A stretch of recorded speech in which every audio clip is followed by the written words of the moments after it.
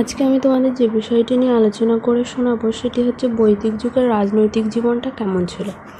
এই বৈদিক যুগের রাজনৈতিক জীবন সম্পর্কে জানার আগে তোমাদের আরও কিছু জিনিস সম্পর্কে বলে রাখি। সেটা হচ্ছে, আমরা যে বৈদিক যুগ সম্পর্কে পড়ছি, এই বৈদিক যুগের টোটাল সময়সীমাটা কত?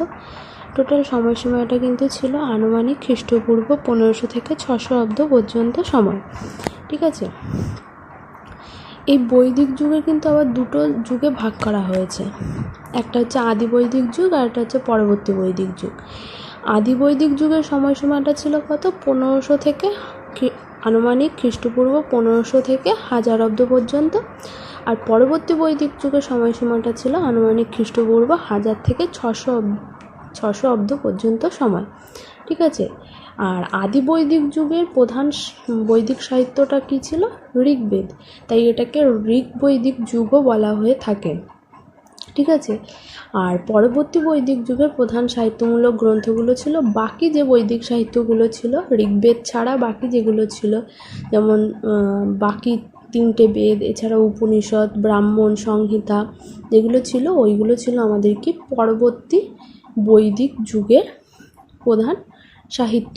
ঠিক আছে, এটুকু বুঝলে। আর এই যে বৈদিক সাহিত্যগুলো সম্পর্কে আমরা আগের দিন আলোচনা করেছিলাম, এই বৈদিক সাহিত্যগুলো থেকে কিন্তু বৈদিক যুগ সম্পর্কে আরও অনেক কিছু জানা যায়। যেমন বেদের যে ভৌগোলিক দিকটা, সেটা কিন্তু এই বৈদিক সাহিত্য থেকে প্রচুর পরিমাণে জানা যায়।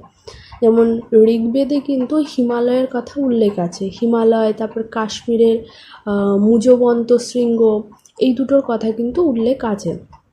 কিন্তু ঋগ্বেদের কোথাও কিন্তু বিন্ধ্য পর্বতের উল্লেখ ছিল না। এছাড়া আরও কী কী দেখা গেছে, যে ঋগ্বেদে কিন্তু অনেক নদ নদীর নাম পাওয়া গেছে। তার মধ্যে ছিল সিন্ধু, সরস্বতী। এর থেকে কি বোঝা যায় যে এই সমস্ত নদীর উপকূলবর্তী অঞ্চলে কিন্তু ঋগ্বৈদিক সভ্যতাটা গড়ে উঠেছিল। ঠিক আছে।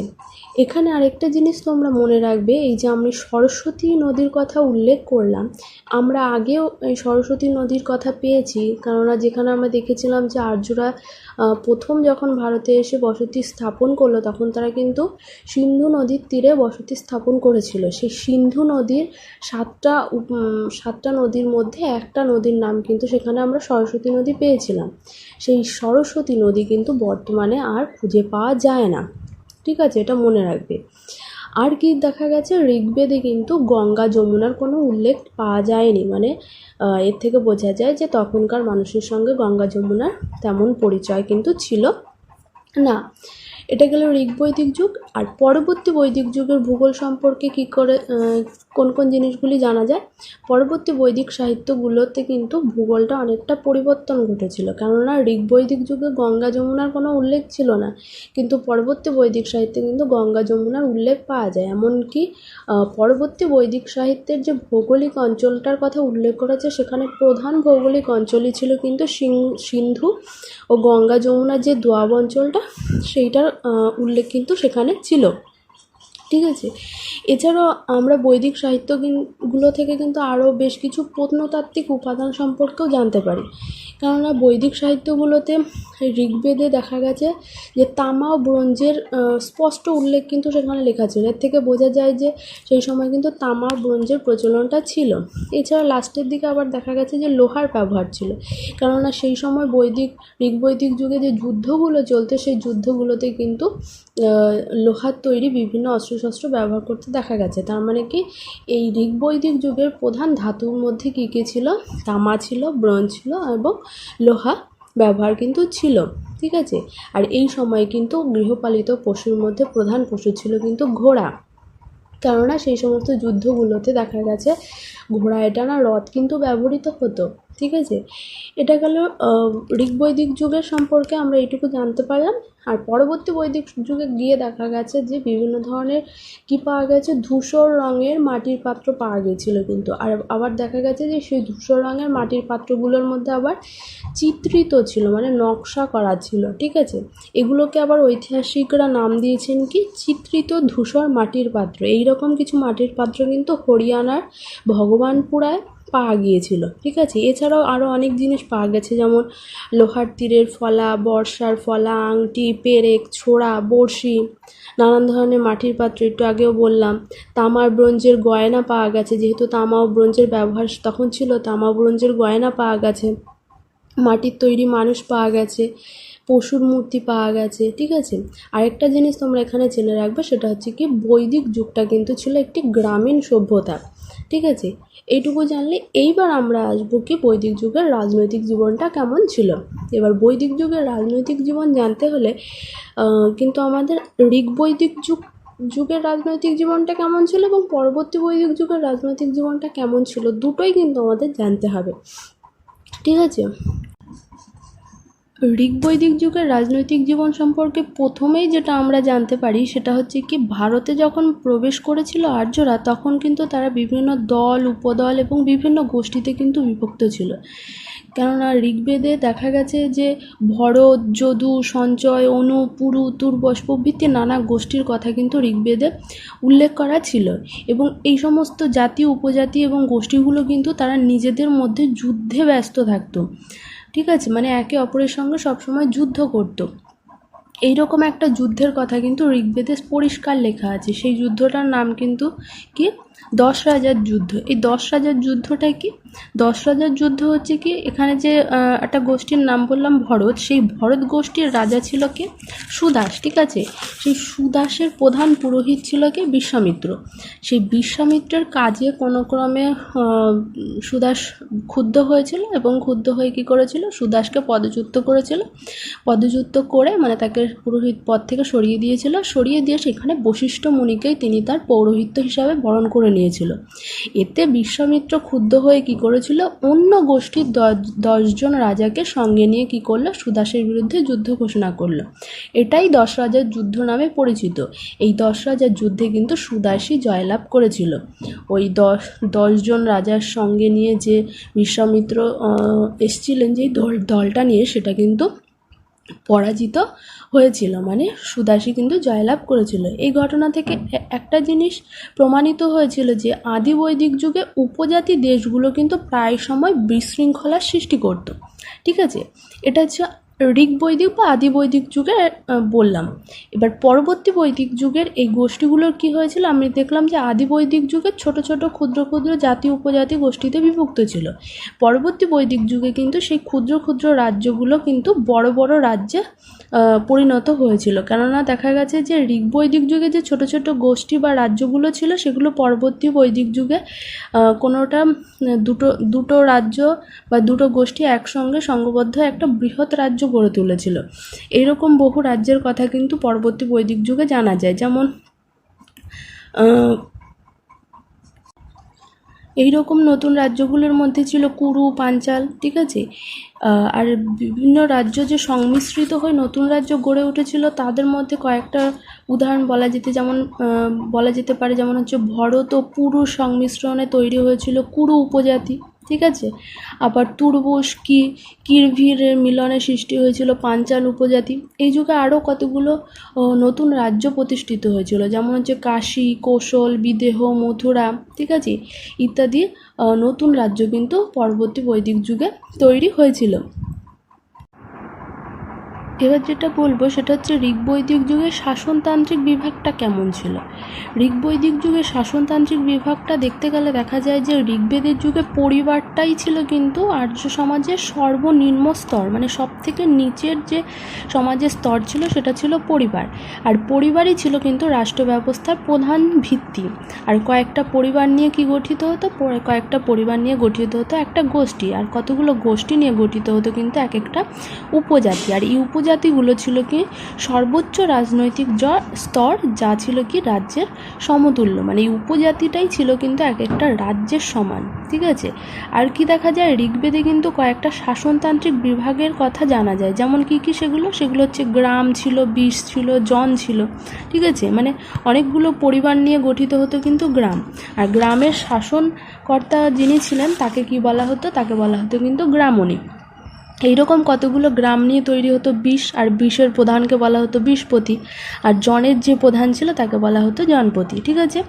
এই সময় রাষ্ট্রের আয়তন ছিল কিন্তু ক্ষুদ্র ছিল। কারণ আমরা ঋগ্বৈদিক যুগে দেখলাম, আগের প্যারাতেও দেখলাম যে ঋগ্বৈদিক যুগে কিন্তু জাতি উপজাতিতে বিভক্ত ছিল, যেটা পরবর্তী বৈদিক যুগেতে বৃহৎ বৃহৎ রাজ্য তৈরি হয়েছিল অনেকগুলো ছোট ছোট উপজাতির সংমিশ্রণে। ঠিক সেই রকম ঋগ্বৈদিক যুগে ছিল ক্ষুদ্র ক্ষুদ্র রাজ্য, ঠিক আছে, রাষ্ট্র ছিল, আয়তন ছিল খুবই ছোট, সেগুলো শেষের দিকে আস্তে আস্তে বৃহৎ হতে দেখা যায়। আর এই সমস্ত রাজ্যের যে রাজারা ছিলেন, সেই রাজারা কিন্তু কিছু উপাধি ধারণ করতো, যেমন বিভিন্ন জায়গায় রাজারা কিন্তু সম্রাট, একরাট, বিরাট ইত্যাদি উপাধি গ্রহণ করে থাকতো। এটা ছিল ঋগ্বৈদিক যুগের শাসনতান্ত্রিক বিভাগটা। এই শাসনতান্ত্রিক বিভাগটা পরবর্তী বৈদিক যুগে কী কী পরিবর্তন করলো না, দেখা গেল যে এই সময় যে বৃহৎ রাজ্যগুলো, মানে পরবর্তী বৈদিক যুগে আমরা দেখলাম যে বৃহৎ রাজ্যের উদ্ভব ঘটেছিল, ঠিক আছে। সেই সঙ্গে কি করেছিল, রাজারা যে বিভিন্ন উপাধি ধারণ করত, সেই মানে ঋগ্বৈদিক যুগে আমরা দেখলাম বিভিন্ন উপাধি ধারণ করেছিল, সেই বিভিন্ন উপাধি ধারণের যে পদ্ধতিটা বা রীতিটা, সেটা কিন্তু পরবর্তী বৈদিক যুগে একইভাবে প্রচলিত ছিল। কেননা দেখা গেছে যে পূর্ব ভারতের রাজারা উপাধি নিতেন কি সম্রাট, আর দক্ষিণের রাজারা কিন্তু ভোজ বলে একটা উপাধি নিতেন। উত্তর ভারতের রাজারা নিতেন হচ্ছে বিরাট, পশ্চিম ভারতের রাজারা স্বরাট, আর মধ্য দেশের যে রাজারা ছিলেন তারা কিন্তু রাজন উপাধিতে ভূষিত হতো। এই উপাধিগুলোর মাধ্যমে কিন্তু রাজারা তাদের ক্ষমতাটাকে জাহির করার চেষ্টা করতো। আর এই ক্ষমতাগুলো জাহির করার জন্য তারা কিন্তু বেশ কিছু যজ্ঞ করতো, যেমন হচ্ছে যজ্ঞগুলোর মধ্যে ছিল হচ্ছে রাজস্বীয় যজ্ঞ, বাজপেয়ী যজ্ঞ, অশ্বমেধ যজ্ঞ। এই যজ্ঞগুলোর মধ্যে সবথেকে গুরুত্বপূর্ণ যে যজ্ঞটা ছিল সেটা ছিল কি, অশ্বমেধ যজ্ঞ, ঠিক আছে। এটা গেল হচ্ছে শাসনতান্ত্রিক ব্যাপারটা, ঠিক আছে। এবার সরকারের রূপটা কেমন ছিল, ঋগ্বৈদিক যুগে সরকারের রূপটা কেমন ছিল বা আদিবৈদিক যুগে সরকারের রূপটা কেমন ছিল। সরকারের রূপটা বলতে গেলে এই সময় দেখা যায় যে রাজতন্ত্রটাই কিন্তু প্রচলিত শাসন ব্যবস্থা ছিল, মানে রাজাকে কেন্দ্র করেই শাসন ব্যবস্থাটা প্রচলিত হয়েছিল। আর রাজাকে বলা হতো কি রাজন, রাজাকে কিন্তু এই সময় বলা হতো কি রাজন। তবে রাজা কিভাবে নির্বাচিত হবে তার সঠিক ধারণা কিন্তু ঋগ্বেদে কোথাও পাওয়া যায়নি। সাধারণভাবে দেখা গেছে যে রাজতন্ত্রটা হয়তো বংশানুক্রমিকই ছিল, তবে কিন্তু সেখানে জনগণের সমর্থন লাগতো, জনগণের সমর্থন ছাড়া কিন্তু রাজা হতে পারতো না, এটার উল্লেখ কিন্তু পাওয়া গেছে ঋগ্বেদে। এছাড়া কি দেখা গেছে যে এই যুগের রাজতন্ত্রের পাশাপাশি কিন্তু কিছু অরাজতান্ত্রিক রাজ্যও ছিল, ঠিক আছে। কিছু মুষ্টিমেয় নেতা ছিল যারা কি করতো, একসাথে শাসন কার্য পরিচালনা করতেন, মানে কিছু জায়গায় ছোট ছোট নেতারা ছিলেন, তারা কিন্তু একসঙ্গে জোটবদ্ধভাবে তারা শাসন কার্যটা পরিচালনা করতেন, তার উল্লেখ কিন্তু ঋগ্বেদে পাওয়া গেছে। এবং আরও দেখা গেছে যে জনসাধারণদের দ্বারাই কিন্তু সেই মুষ্টিমেয় যে নেতারা একসঙ্গে শাসন কার্য পরিচালনা করতেন তারা কিন্তু নির্বাচিত হতো সাধারণ জনগণের মাধ্যমে। এই যে সাধারণ জনগণের মাধ্যমে নির্বাচিত 2 বা 3-এর বেশি নেতারা একসঙ্গে শাসন কার্য পরিচালনা করতে, এটাকে বলা হতো কি তখন অভিজাত তন্ত্র, ঠিক আছে। এটুকু বোঝা গেছে। আর এই সময় গণ বলে একটা শাসকের শাসনতান্ত্রিক পদ ছিল, সেই গণের শাসনকর্তা যিনি ছিলেন তাকে বলা হতো গণপতি বা জ্যেষ্ঠা, ঠিক আছে। এটা হচ্ছে আমাদের আদিবৈদিক যুগের সরকারের রূপটা কেমন ছিল সেটা জানলাম। একইভাবে পরবর্তী বৈদিক যুগের সরকারের রূপটা কী ছিল না, পরবর্তী বৈদিক যুগের সামরিক প্রয়োজনে কিন্তু সকলের সম্মতির ভিত্তিতে রাজপথটা সৃষ্টি হয়েছিল। মানে যুদ্ধ বা কোনো একটা লড়াইয়ের ক্ষেত্রে জয়লাভের জন্য আমাদের কি প্রয়োজন, একজন নেতার প্রয়োজন হয়। নেতার না থাকলে কিন্তু কোনো যুদ্ধে কখনোই জয়লাভ সম্ভব হয় না। সেই সামরিক প্রয়োজনে কিন্তু পরবর্তী বৈদিক যুগে রাজন পদটা সৃষ্টি হয়েছিল বলে মনে করা হচ্ছে। কেননা দেখা গেছে যে ঐতিহ্য ব্রাহ্মণ বলে যে বৈদিক সাহিত্যটা রয়েছে, সেখানে দেখা গেছে যে একটা ঘটনার উল্লেখ করা হয়েছে। সেখানে কি বলা হয়েছে যে এক সময় নাকি দেবতা ও দৈত্যের মধ্যে যুদ্ধ হয়েছিল এবং তাতে দেবতারা পরাজিত হয়েছিল, কারণ তাদের মধ্যে কোনো রাজা ছিল না। পরাজয়ের পর তারা অনুভব করলেন যে তাদের মধ্যে একজন নেতা বা রাজা থাকা খুবই দরকার। এই জন্য তারা কি করলো, দেবতাদের মধ্যে ইন্দ্রকে তারা রাজা হিসাবে ঘোষণা করলো এবং পরবর্তী সময় দেখা যায় যে তারা দৈত্যদের বিরুদ্ধে জয়লাভ করেছিল। এইভাবেই কিন্তু সামরিক প্রয়োজনে কিন্তু তারা রাজার পদটা পরবর্তী বৈদিক যুগে এসেছিল। এ থেকে কি বোঝা যায় যে পরবর্তী বৈদিক যুগে নির্বাচন নির্বাচন ও সম্মতির মাধ্যমে কিন্তু রাজনপদটা বা রাজতন্ত্রটা নির্ধারিত হতো। ঠিক আছে, এটা গেল সরকারের রূপ। পরবর্তী বৈদিক যুগে সরকারটা কীরকম ছিল সেটা গেল। এবার যেটা বলবো সভা সমিতি, মানে বৈদিক যুগে একটা গুরুত্বপূর্ণ প্রতিষ্ঠান ছিল কি সভা সমিতি। সেই সভা সমিতিটা ঋগ্বৈদিক যুগে কেমন ছিল সেটা বলতে গেলে প্রথমেই বলতে হবে যে ঋগ্বৈদিক যুগে রাজার সর্বমান শক্তি হলেও তাকে কিছু সদস্যের অনুমতি নিয়ে কোনো কাজ করতে হতো। সেই রকম একটা প্রতিষ্ঠান কিন্তু ছিল এই সভা সমিতি। ঠিক আছে, সেই সভা সমিতির মধ্যে সভা ছিল কিন্তু বয়োজ্যেষ্ঠ, মানে বয়সে যারা বড় ছিল এবং যারা খুব জ্ঞানী ছিল তাদের প্রতিষ্ঠান ছিল কিন্তু সভা। ঠিক আছে, আর সভার যে সমিতি কিন্তু একটা বৃহত্তর রাজনৈতিক প্রতিষ্ঠান ছিল, কেননা এখানে সাধারণ জনগণ সবাই এই সমিতির সদস্য হতে পারতেন, আর সমিতির কাজ করার ক্ষমতাটাও কিন্তু সবার থেকে বেশি ছিল। ঠিক আছে, এটুকু বোঝা গেল। আর পরবর্তী বৈদিক যুগে সভা সমিতিটা কী পরিবর্তন ঘটেছিল, সভা সমিতির গুরুত্বটা কিন্তু আস্তে আস্তে পরবর্তী বৈদিক যুগে হ্রাস পায়, কিন্তু ছিল কম বেশি পরিমাণ ছিল, কিন্তু লাস্টের দিকে দেখা যায় যে এই সভা সমিতির গুরুত্বটা আস্তে আস্তে পরবর্তী বৈদিক যুগে কমতে থাকে।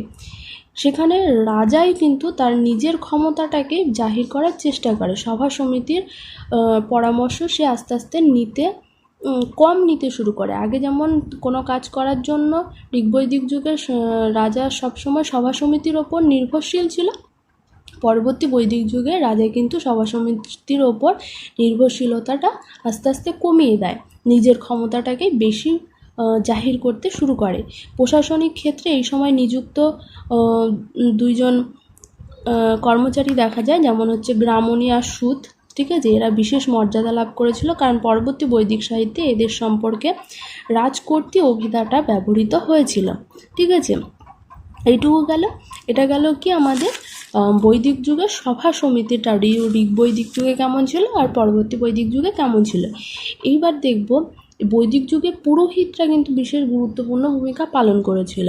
এই পুরোহিতরা ঋগ্বৈদিক যুগে কী কী ভূমিকা পালন করেছিল, এই সময় দেখা যায় যে রাজশক্তিটা নিয়ন্ত্রণে পুরোহিতদের ভূমিকাটা বিশেষ গুরুত্বপূর্ণ ছিল, কেননা দেখা যায় যে রাজারা যে যুদ্ধ যাত্রা করতো বা যুদ্ধের পরে বাড়ি ফিরে এসে বিভিন্ন যজ্ঞ করতো, সেই যজ্ঞের জন্য কিন্তু প্রয়োজন হতো কি পুরোহিতের কিন্তু প্রয়োজন হতো। এই কারণে দেখা যায় যে ঋগ্বৈদিক যুগে পুরোহিতরা কিন্তু বিশেষ একটা গুরুত্বপূর্ণ ভূমিকা পালন করেছিল। আর এই ঋগ্বৈদিক যুগের দুইজন প্রভাবশালী পুরোহিত ছিলেন, তারাকে আগেই বলেছি 10 রাজার যুদ্ধের কথা, সেখানে দুজন পুরোহিতের নাম পেয়েছে, একটা হচ্ছে বশিষ্ঠ, আরেকজন হচ্ছে কি বিশ্বামিত্র। ঠিক আছে, এইটুকু গেল পুরোহিতদের ভূমিকা। এই পুরোহিতদের ভূমিকা পরবর্তী বৈদিক যুগে কিন্তু আরও বেশি বেড়ে গিয়েছিল, কারণ এই সময় পুরোহিতরা কিন্তু একজন কর্মচারী, রাজার কর্মচারী বা পরামর্শদাতা হিসাবে ভূমিকা পালন করেছিল। ঠিক আছে, তারা যেমন যাগযজ্ঞ ক্ষেত্রে গুরুত্বপূর্ণ ভূমিকা পালন করেছিল ঋগ্বৈদিক যুগে, পরবর্তী বৈদিক যুগে তারা কিন্তু তাদের স্থানটা কিন্তু আরও বেড়ে গিয়েছিল, তাদের অধিকারটা আরও বেড়ে গিয়েছিল, তারা রাজার পরামর্শদাতায় পরিণত হয়েছিল। ঠিক আছে, একজন কর্মচারীও বলতে পারো যে রাজার একজন কর্মচারীতে কিন্তু পুরোহিতরা পরিণত হয়েছিল। ঠিক আছে, এটা হচ্ছে পুরোহিতদের ভূমিকা গেল। এরপর হচ্ছে বৈদিক যুগের কর্মচারী শ্রেণী। বৈদিক যুগের কর্মচারীরা কিন্তু বিশেষ গুরুত্বপূর্ণ ভূমিকা নিয়েছিল।